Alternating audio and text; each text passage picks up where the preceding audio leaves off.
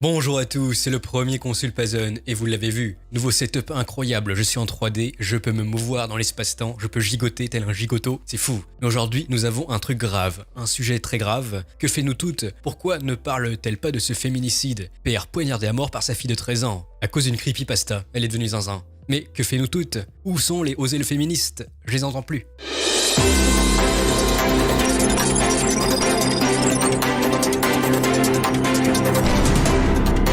Alors voici la news, France, à 13 ans, elle tue son père, blesse sa mère et sa sœur de 8 ans, c'est tout à fait normal. Bienvenue en France, c'est la fin du Kali Yuga. Les résonances de Schumann, la conscience des minéraux... 2022, fin du Kali Yuga, conscience des minéraux. Enfin, on a l'habitude maintenant. Alors apparemment ce serait deux complices, Léa et Amélie, élèves en classe de 5e... 4e, pardon. En 4e, qu'est-ce que je faisais déjà? Ah bah j'étais un Célestin Pulco qui joue à Code. Black Ops 1, pour les hommes de culture, ont été mis en examen pour assassinat, tentative d'assassinat et complicité. Ok? Tu devrais les tuer, ça arrangerait les problèmes. Elles disent qu'elles y pensaient depuis leur entrée en 6e, il y a 2 ans. Ah ouais, ils ont planifié le truc pendant 2 ans. C'est les deux yantes de Red Poche. Mais d'ailleurs, attendez, j'ai l'impression de radoter, on n'avait pas déjà parlé d'une news similaire, je sais pas. Rafraîchissez-moi dans les commentaires. Dimanche après-midi, à Fabrègues, l'une influence l'autre, elles sont passées à l'acte. Léa, prénom d'emprunt évidemment, une collégienne de 13 ans et son amie du même âge, Amélia Watson, ont été mises en examen, ok.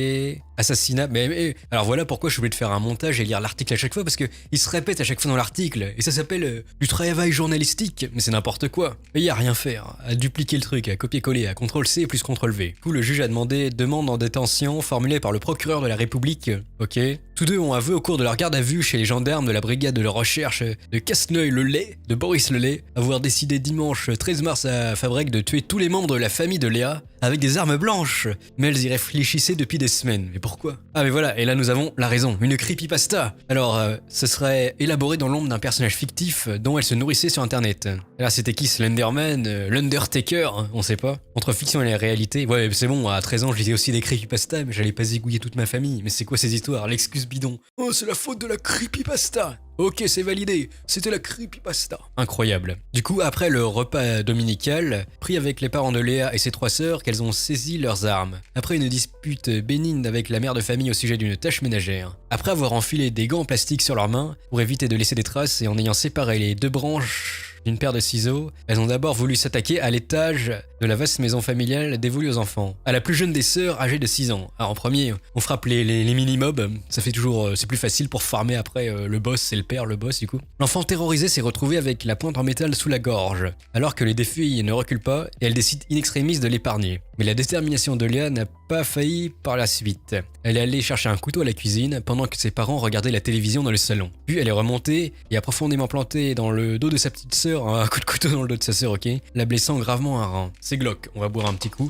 Face à ces hurlements de douleur, les parents se sont précipités à l'étage. Léa a mortellement poignardé son père au thorax et blessé sa mère au poumon, avant de s'enfuir, sous la pluie. Avec Amélie, elles sont arrêtées à 18h à Somnifère, ok, dans la famille d'Amélie où elle s'était réfugiée. Ok, bah c'est Zanzolibar. Et voilà, mais on vous l'avait dit, préparez-vous, c'est la fin du Kali Yuga. Gardez vos fusils avec vous parce que le monde va devenir zinzin. Les argileux vont surgir de partout, moi ça me rend fou. Imaginez quand elles vont faire leur retour au collège, tous les Célestinos vont baisser les yeux. Mais oui, les Célestinos vont peut-être tomber amoureux de leur yante de Red Poche, on sait pas.